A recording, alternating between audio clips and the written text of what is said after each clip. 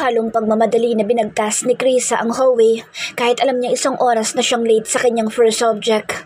Wala siyang pakialam kung mahuli man siya sa first day niya dito sa St. Rose University. Hindi porkat nasa poder na ulit siya ng ama ay magpapakabait na siya. No way, anang kanyang isip. Krisa Montreal is always a Krisa Montreal. Aminado siya na hindi kasi laki ng pinanggalingan niyang school sa Italy, itong St. Rose University. Kahit pa nga isa ito sa pinaka-prestihiyosong universidad sa buong bansa. Pero pagkapasok pa lang kanina sa gate ay napahanga na siya sa ganda at linis ng paligid. At base sa mga napansin niya, bukod sa alam na niya, walang duda na lahat anak ng makapangyarihan at mayayaman tao ang mga nag-aaral dito. Wow, ang ganda. Sino siya? Narinig niyang bulalas ng isa sa 3 estudyanteng nadaanan niya. Ngayon ko lang siya nakita dito. So for sure, transfer yan. Maarteng sagot naman ang katabi nito. Tumaas lang ang kilay ni Krisa. Sanay na siyang nakakaagaw ng pansin. Mapababae o lalaki man. Sino ba naman ang hindi makakapansin sa maladyosa niyang ganda na namana niya sa kanyang ina na isang Filipino-Italian. Idagdag pa ang style of fashion niya. Sanay siyang lumabas ng bahay na parang modelo. At alam ng dalaga na sa araw na iyon ay panalo na naman ang outfit of the day niya. Mula sa itaas ay nakalugay ang kulay burgundy at alon-alon niyang buhok.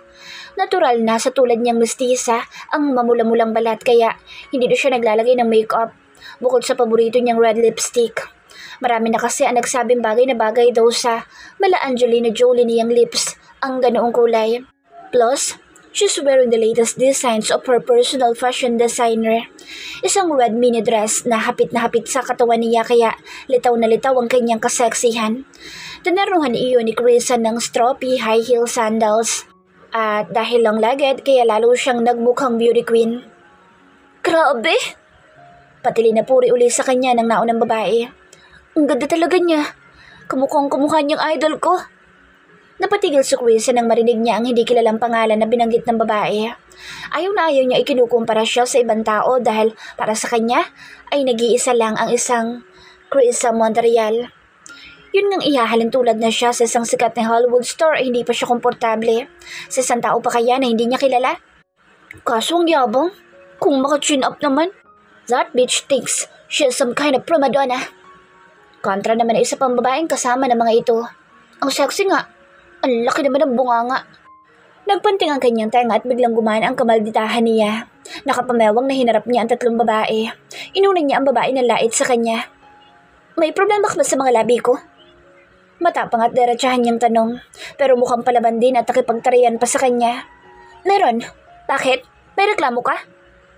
Humalukip-kip si Krisa para pigilan ang sarili mga kamay na nangangati na namang manampal. May sarili kasi siyang rule pagdating sa pakikipag-away. Hindi siya nakikipag-pisikalan hanggat hindi siya inunahan. At para i-dare ang babae, paulit-ulit niya itong sinipat mula ulo hanggang paa, saka tumawa ng malakas na animoy demonyita na ipinagtaka naman ng 3 babae. May nakakatawa ba sa sinabi ko? Napipiko nitong tanong. She just laughed wickedly.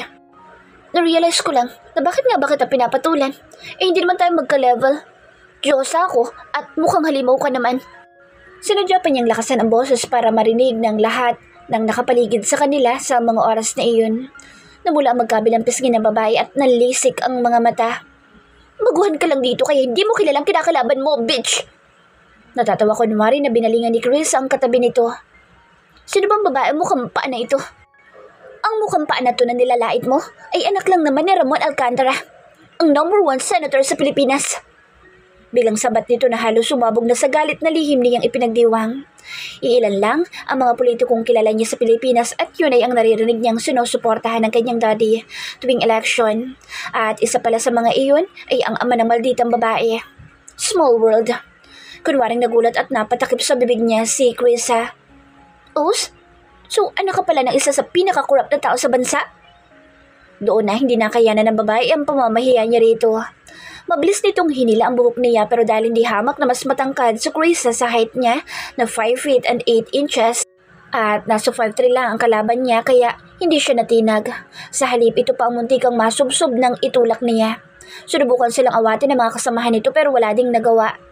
Ayaw tumigil ng babae sa pagsabunot sa buhok ni Krisa kaya hinaklit niya ang damit nito.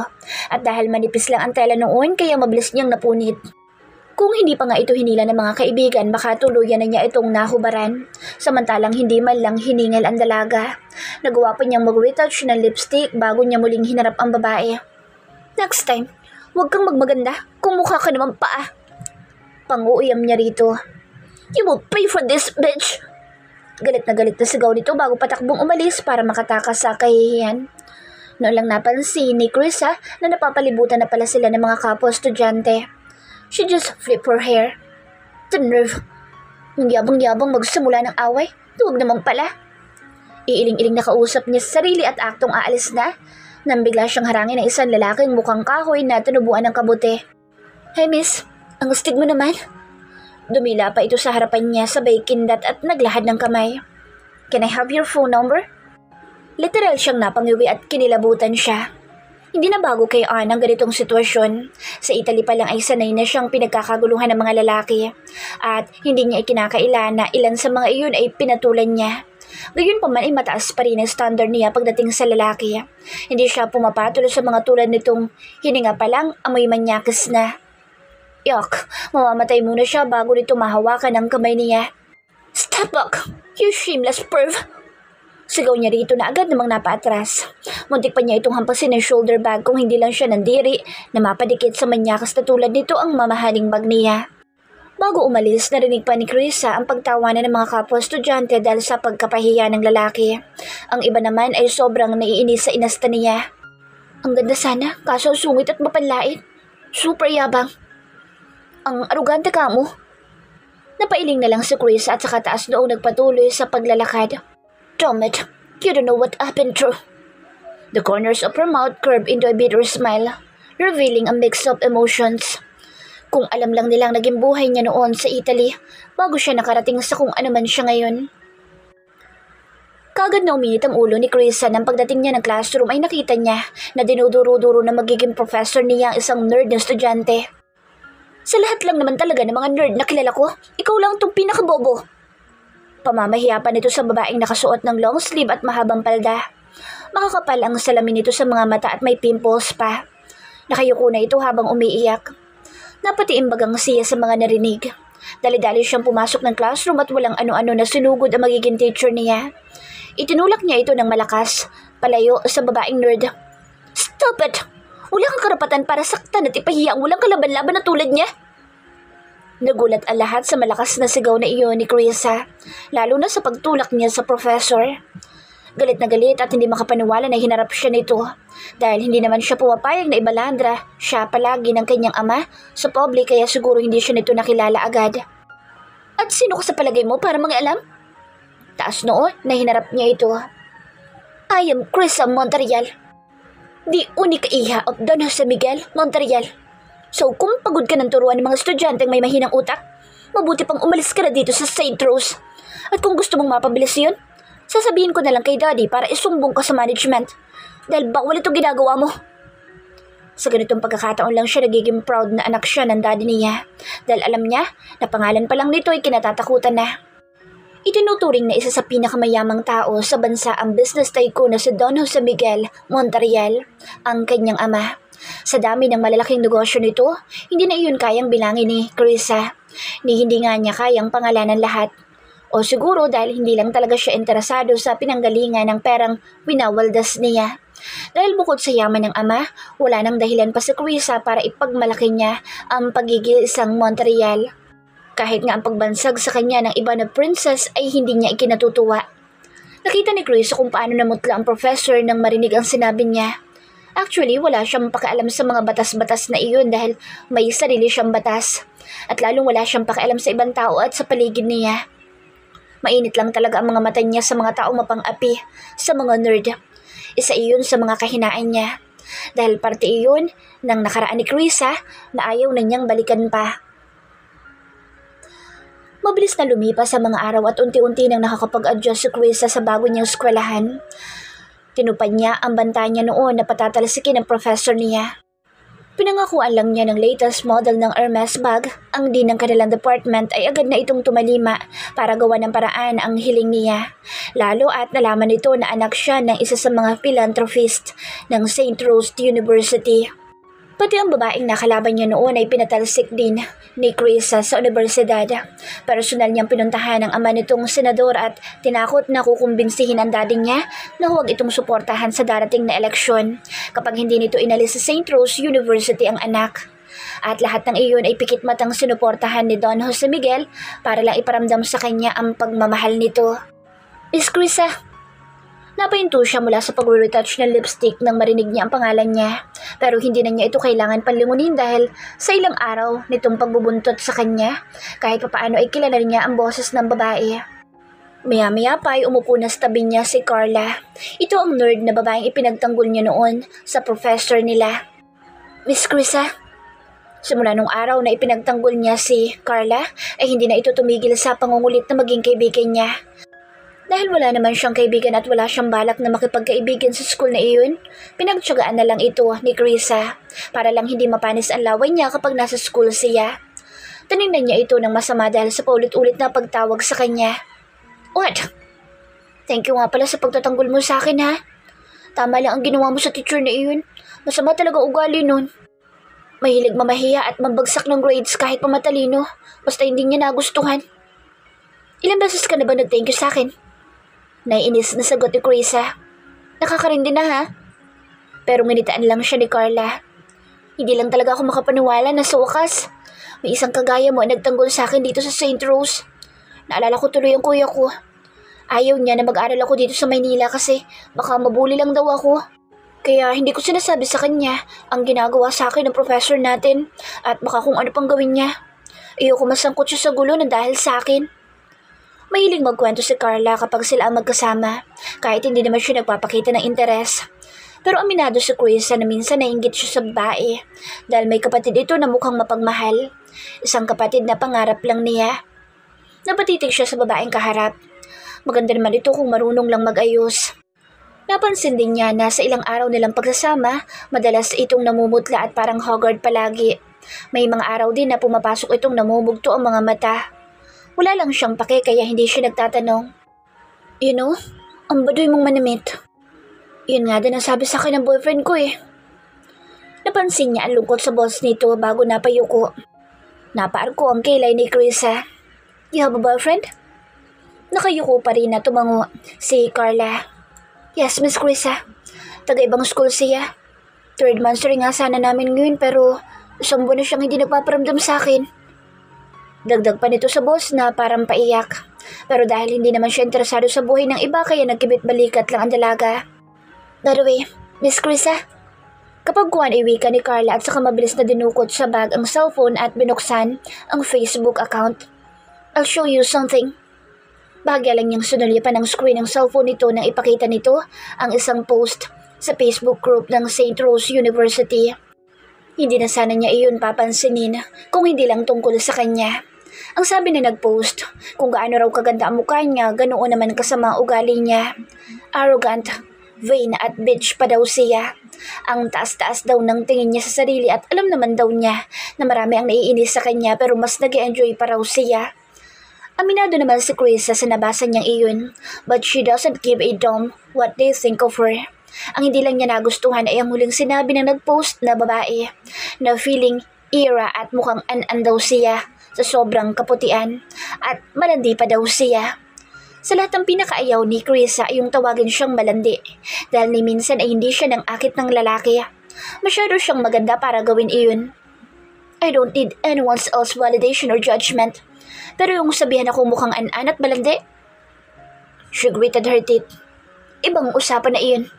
Oo nga, Miss Krisa. Mas malandi pa nga sa yung awa na iyon. Hindi lang talaga niya matanggap na mas pinagkakaguluhan ka na ngayon ng mga lalaki dito sa campus kaysa kanya. Tukoy ni Carla sa babaeng nag-post. Ang awa na iyon daw ang itinuturing na campus sweetheart ng St. Rose University. Pero nasa pawan na ni Krisa simula nang dumating siya rito. Sabihin mo sa akin kung saan ko makikita ang babaeng iyon. I will skin her alive. How dare she to call me a flirt? Kahit si Carla ay latang natakot sa naging reaksyon ni Krisa. Sa Forbidden po siya madalas tumambay, Miss Krisa. Forbidden? Isa yun sa mga sikat na bar dito sa Maynila na pinupuntahan ng mga estudyante. Hindi ko nga lang alam kung bakit pinangalanan iyon na Forbidden. Siguro dahil tayo mga influential personality lang ang pwedeng makapasok. Kung ganoon, samahan mo ako sa lugar na iyon, mamayang gabi din. Babalatan ko ng buhay ang ava na iyon. Bukod sa pagiging arugante, kilala din si Chris sa pinanggalingan niyang school sa Italy na lintik lang ang walang ganti. Sure, Miss Chris ha? Magkita na lang tayo mamaya sa labas ng gate. Sasamahan kita sa Forbidden. Katulad ng napag-usapan nila ni Carla, kinagabi ay naghintay nga sa labas ng gate si Krisa. Pero lumipas ang ilang oras na, hindi ito dumating, na ikinagalit niya. Balak sana ng dalaga na sumbatan ang babae kapag nagkita sila kinabukasan, ngunit hindi rin ito pumasok. Hanggang sa ilang araw na itong absent at walang nakakaalam kung bakit. Hindi rin naman niya tinanggap ang cellphone number ni Carla nang ibigay nito iyon sa kanya noon. Kahit ang tinitirahan nito ay wala din siyang ideya. Hindi tuloy niya alam kung paano ito kukontakin. Mabuti lang at narinig ni Chris sa mga kaklase niya ang bar na sinasabi ni Carla na nagkataong mga kaibigan pala ng Alva na iyon. Hindi na raw kasi pumapasok ang babae at nag-drop out na. Pinuntahan ni Chris ang address ng bar na narinig niya sa mga kaklase niya. Katulad nga ng sinabi sa kanya ni Carla noon, hindi basta-basta nagpapapasok ang mga gwardyang nagbabantay sa labas. Kailangan pa niyang patunayan na anak nga siya ni Don Jose Miguel Monterreal. Pagkatapos mapatunayan ang pagkakakilanlan ni Krisa, saka lang siya sinamahan ng 2 security guard sa loob ng bar. Pinasuot siya ng masquerade mask na isa daw sa requirements para makapasok. Iba't ibang klase na rin ng hindi ordinaryong bar ang napasukan na ni Krisa noong nasa Italy pa lang siya. Ngunit hindi niya pa rin napigilan ang mamangha sa paligid nang tuluyan na siyang makapasok sa loob ng Forbidden. Nakakabilib ang mga teknolohiyang ginamit. Sa biometric device pa lang na ginamit kanina nang i-verify ang identity niya ay hindi na iyon basta-basta. Automated din ang lahat ng pinto sa paligid. May mga alarm pa para maiwasan ng unauthorized access sa lugar. Protektado pa raw ito ng matataas na tao kaya kahit malaman man ng mga otoridad ang mga maling aktibidades sa bar na iyon ay ligtas pa rin. Sa bagay, para saan pa at puro mayayaman ang customer ng Forbidden kung walang ganoong protection. Patay sindi na ilaw sa dance floor ang agad na sumalubong kay Krisa. Bukod sa maingay na tugtugin, may ingay din ang mga sumasayaw na halos mga lasing na. Naghihiyawan ng mga kalalakihan dahil sa mga babaeng nagpo-pole dancing sa stage. Tulad niya, lahat ng mga nakikita niya ay nakasuot din ng masquerade mask. Kaya siguro ang lalakas ng loob para magkalat. Ganoon din naman siya ka-wild noong nasa Italy pa siya. May bitbit pa nga siyang alak habang sumasayaw. Pero dahil iba ang pakay niya sa Forbidden kaya nag-iikot-ikot sa paligid si Krisa para hanapin si Alva. Sa halip na makipag-inuman at makipagsayawan. Pero bago iyon ay kumuha muna siya ng alak at tinunggaan niya iyon habang naghahanap. Hindi na siya makapaghintay na gantihan ang babaeng iyon. Ilang araw na siyang pinagkakaguluhan sa group dahil sa post nito. Marami na ang naniniwalang malandi nga siya at nakitawag pa sa kanya ng an-an. Naka-anonymous lang ang mga iyon kaya ang lalakas na loob para kalabanin siya. At ang mga iyon ang susunod niyang gagantihan pagkatapos niya kay Alva. Habang naglilibot, natuklasan ni Krisa na may mga VIP rooms din pala ang bar. Salamin pa ang bintana ng ilan sa mga iyon. Ang iba naman ay nakabukas lang ang pinto kaya kitang-kita niya ang mga nangyayari sa loob. Mga estudyante na sabog sa ipinagbabawal na gamot. Mga couple na parang nasa porn site lang at kung ano-ano pang mga gawain na kahit sino mga magulang ay hindi gugustuhin makita. Napailing na lang si Krisa. Sa lahat ng bar na napuntahan niya ay yun ang kakaiba at hindi siya bilib sa nakaisip ng ganoong concept dahil siguradong maraming kabataan ang maagang masisira ang kinabukasan. Oo, may pagka-liberated siya pero ni minsan naman ay hindi siya na-involve sa ganoong kahalay na mga gawain. Nang mapagod si Krisa sa paglilibot at hindi pa rin niya nakikita si Alva o kahit ang mga kaibigan man lang nito, umupo muna siya sa isang couch na nasa sulok ng bar. Bitbit pa rin niya ang isang bote ng alak. Ron, paano nga ba niya mahahanap ang babaeng iyon kung nakumos lahat ng tao rito? Kung bakit kasi hindi na lang niya inalam ang bahay nito at doon niya ito sugurin. Siguro dahil na-curious din siya sa lugar na iyon kaya ginusto niyang puntahan.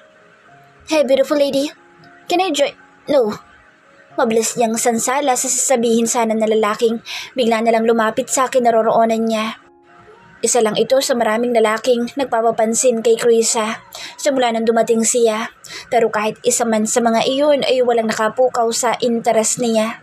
Then another man came and asked her, "Hey miss, pwede bang shut up and leave?" Bulyaw niya sa lalaki kaya nagmamadali itong umalis sa harapan niya. Ngunit sadyang ayaw siyang tantanan ng mga lalaki sa bar na iyon at may sumunod pa. "Miss, kahit sa'yo, sa hell ka sumayaw? Bullshit!" Naiirita na niyang sigaw, lalo pat medyo nahihilo na siya dahil sa dami ng alak na nainom niya. Napasarap ang pagtungga niya habang abala ang kanyang isip kung paano niya mahanap si Ava kayong nakamask din pala ito. Bakit kasi hindi niya agad naisip iyon bago siya sumugo dito?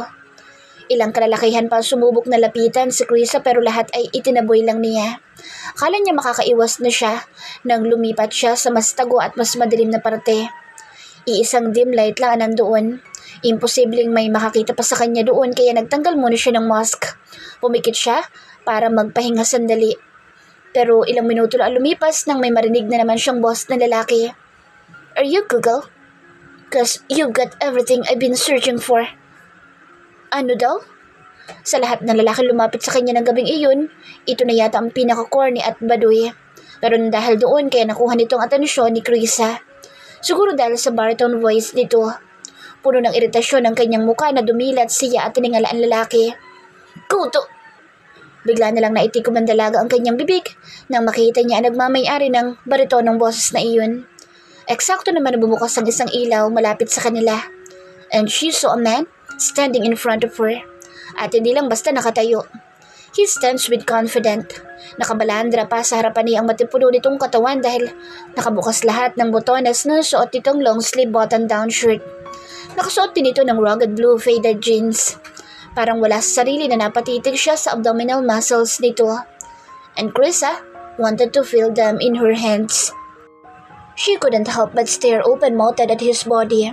Marahas na naipilig ng dalaga ang kanyang ulo. Gosh, kailan pa siya nagnasa ng ganoon sa isang lalaki? Naramdaman din niya na parang may nabuhay na bahagi sa kanyang katawan nang mag-angat siya ng muka at humarap sa lalaki. Mga mata at labi lang nito ang nakikita niya pero ramdam na ni Krisa kung gaano kalakas ang dating nito sa sistema niya. This man was oozing with sex appeal. Nawala tuloy sa isip niya na wala na pala siyang suot na masquerade mask. Nakalimutan na rin niyang itaboy ito at sa halip ay nakipagtitigan pa siya sa estranghero. "Yes?" Nakataas ang kilay na tanong ni Krisa nang makabawi siya sa presensya nito. Pero napansin niya na parang may nag-iba sa boss niya. For the first time, hindi siya nagtaray sa isang lalaking hindi naman kilala at halatang inaakit siya. At yun din ang unang beses na humanga siya ng ganoon sa opposite sex niya. Kahit hindi pa naman niya nakikita ng buo ang mukha nito. Kahit gaano pa siya kalasing. Lalong nasira ang sistema ng dalaga nang ngumiti sa kanya ang lalaki. "May I join you?" Hindi niya alam kung ano nangyari sa kanya at agad siyang napatango. Sa isang iglap lang ay napatiklop siya na lalaki na estranghero pa. "Sure." Daig pa ni Krisa ang isang maamang tupa na walang nagawa nang umupo sa tabi niya ang lalaking hindi pa nagpapakilala. Ni hindi ito nagabalang tanungin ang pangalan niya. Nawala na sa isip niya ang totoong pakay sa bar na iyon. Kahit ang paghingay parang nakalimutan na din niya nang mapansing wala ng pagitan sa katawan nila ng estranghero. "Ako ba ang unang lalaki na kalapit sa iyo ngayong gabi?" Nakangising tanong nito sa kanya kaya naputol ang pag-iisip niya. Hindi niya alam kung paano nito iyon nalaman ngunit napatango na lang si Krisa. "Yes, kung ganoon na swerte ko pala." Gumuhit ang mapang-akit ng ngiti sa mga labi nito bago siya kinindatan. Ngumiti lang ang dalaga. Siya pa ang una naglahad ng kamay at nagpakilala. "Krisa Montreal." Tinanggap lang nito ang pakikipagkamay niya ngunit hindi nagpakilala. "What a beautiful name." "Thanks." Nakangiting sagot niya. Akmang babawiin na ni Krisa ang kamay niya pero hindi iyon pinakawalan ng lalaki. Sa halip ay mas sinigpitan pa nito ang pagkakahawak at pinisil ang palad niya. "Do you mind dancing with me?" "No, I don't mind." Mabilis niyang sagot na kahit siya man ay nagulat din. Parang hindi na niya kilala ang sarili sa mga sandaling iyon. "Kanina pa nga ako naboboard dito eh." "Same." Maikling sagot na lalaki bago ito tumayo't inilahad ang kamay sa harapan niya para tulungan siyang makatayo. Kumapit naman si Chris sa kamay nito pero dahil nga lasing na siya, kaya nawala na siya ng balanse. Muntik nang tumama ang mga labi niya sa bibig ng lalaki at nang subukan niyang lumayo, ay bigla na lang nitong sinapo ang pisngi niya at sinakop ang mga labi niya. She gasped in shock. The softness of his lips stunned her. Hindi inaasahan ni Chris ang sensasyong nararamdaman niya. Dahil siguro sa spirito ng alak sa katawan niya kaya nawala na ang inhibition niya at tumugon siya sa mga halik ng estranghero. And she was turned on when she heard him moan. Sa likod ng isip niya natutuwa ang dalaga na nagustuhan nito ang ginawa niya. Hindi niya alam kung gaano katagal naglapat ang mga labi nila ng lalaki ngayon lang niya nakilala. Pero hinayaan niya na yakapin siya. Bibitaw na sana siya sa paghahalikan nila dahil nararamdaman niya na lalo pang nagliyab ang init ng kanyang katawan pero hindi siya nito pinayagan. Mas sumigpit pa mga braso ng lalaki na nakapulupot sa bewang niya at mas naging mapusok pa ang halik na iginawad sa kanya. Feeling ni Chris ay lalo siyang nalasing sa mabango nitong hininga at hindi na niya napigilan ang mga kamay na otomatikong kumapit sa batok nito. Siya pa ang kusang nagdikit ng kanyang katawan sa katawan nito. Mas lalo pang pinalalim ng lalaki ang halik na pinagsaluhan nila. Halos hindi na siya makahinga sa sobrang higpit ng yakap nito. And the way his hard chest was pressed intimately against hers, making her body burned. Naramdaman na rin niya ang paglilikot ng kamay nito sa katawan niya. Pero dahil wala siya sa katinuan at dala na rin ng kakaibang epekto nito sa kanya, napaungol pa siya sa halip na pigilan at pagalitan ito. "You're making me horny." Bulong nito nang may ngiti sa mga labi. "Same." Walang ligoy na sagot ni Krisa. Wala na siyang ideya kung saan nilipad ang natitira niyang kumpiyansa at tuluyan na siyang nagpatalo sa init ng katawan. Lalong lumapad ang pagkakangisi ng estranghero sa naging sagot niya. "Palapit lang dito ang VIP room ko. Wanna come?" Sure." Kinakabahan na sagot ng dalaga. Pagkasabi noon ay hinawakan na ng lalaki ang kamay niya at iginiya siya papunta sa kwarto na sinasabi nito. Nagulat pa siya dahil katabi lang iyon ang kwarto ng magkapareha na nakita niya kanina na nasa gitna rin ng mainit na pagsasalo. Pagkapasok nila sa loob ay agad na inilak ng lalaki ang pinto at sinunggaban na ang mga labi niya. Pagharap pa lang nito sa kanya. Isinandal siya nito sa pader na agad na nagpainit na naman sa katawan ni Krisa. Hanggang sa namalayan na lang niya na nasa ibabaw na sila ng kama at isa-isa nang hinuhubad ng estranghero ang mga damit nila. 3 years later. "What the hell is happening to you, Krisa? Sumusobra ka na. Wala ka na ba talagang kayang ibigay sa akin kundi sakit ng ulo at kahihiyan? Kung hindi lang kita anak at hindi kita mahal, hinayaan na sana kita na makulong habang buhay." Nakasimangot lang at tila walang naririnig si Krisa habang pilit na binablackout sa harapan niya ang pagwawala ng kanyang amang si Don Jose Miguel. Namumula na ito sa galit at umeeko na sa malawak nilang sala ang boss nito habang sinesermonan siya. Kagagaling lang nila sa presinto kung saan siya nakulong, kasama ang mga kaibigan at 1-week boyfriend niya. Ni-raid kasi ng mga pulis ang bahay ng isa sa mga kaibigan niya at nahuli sila na gumagamit ng ipinagbabawal na gamot. Pero hindi naman siya dapat na napasama sa mga nahuli dahil hindi naman siya gumagamit noon at hindi pa niya naranasan kahit kailan. Ngunit ayaw maniwala ng mga pulis. Kahit ang daddy ni Krisa. Kahit ilang beses na niyang sinabi ang totoo. Well, kailan pa ba siya pinakinggan ni Don Jose Miguel? Wala na itong ibang alam na paraan ng pagpapakita ng pagmamahal kay Krisa maliban sa pagbibigay ng limpak-limpak na salapi o kung ano mang hilingin niya. Ni hindi nga ito nag-aabalang tanungin ang dalaga kung bakit hanggang ngayon ay hindi pa rin siya nagtatrabaho. Gayong 2 taon na siyang graduate sa college. Wala itong ibang inatupag kundi negosyo. Puro negosyo. Ni hindi nga alam ni Don Jose Miguel ang isa sa mga dahilan kung bakit sa nakalipas na 3 taon ay wala pa rin nagbago sa pag-uugali ni Krisa. Sa halip, mas lumala pa ang pagiging arogante niya at yung galit niya sa kanyang ama ay mas tumindi pa. Lahat ng posibleng ikasasakit ng ulo nito ay ginawa na ng dalaga. Wala sa pagiging tambay, pagbabaldas ng pera sa walang katapusang gimmick at barkada, pagiging playgirl. Pati nga ang paggamit na ipinagbabawal na gamot ay balak na niyang subukan kung hindi lang sila nahuli agad kagabi. Bukod sa gusto ni Krisa na pahirapan ng ama, paraan din niya ang pagiging pariwara para makalimutan ang nangyari noon sa Forbidden 3 years ago. Oo, 3 taon na ang lumipas mula na magpadala siya sa kalasingan niya. Isinuko ni Chris ang kanyang sarili sa lalaking hindi man lang nagpakilala o nag-abalang magtanggal ng masquerade mask habang inaangkin siya. Nagising na lang siya na wala na ito sa tabi niya at nang ipagtanong niya sa management ng bar kung sino ang may-ari ng VIP room na iyon, ay nabigo siya. Mahigpit daw na pinangangalagaan ng Forbidden ang privacy ng bawat miyembro. Kahit pa nga ginamit na ni Chris ang impluwensya ng daddy niya, wala pa rin siyang nagawa. 1 taon din niyang pinahanap sa private investigator ang lalaking iyon pero bigo din siya. Siguro sinadya talaga ng estrangherong iyon na pagtaguan siya dahil nakuha na nito ang pinakaiingatan niyang bagay bilang isang babae. Hindi lang makapaniwala si Carissa na nagpakatanga siya ng gabing iyon at nagpadala siya sa bugso ng kanyang damdamin. At lalong hindi niya matanggap na may isang lalaki ang tumalikod sa isang Carissa Monterreal. Simula noon ay lalo pang naging rebelde ang dalaga. Halos buwan-buwan siyang nagpapalit ng nobyo para lang makalimot. Unti-unti din niyang pinatay sa puso niya ang kakaibang paghanga na sa lalaking iyon lang niya naramdaman.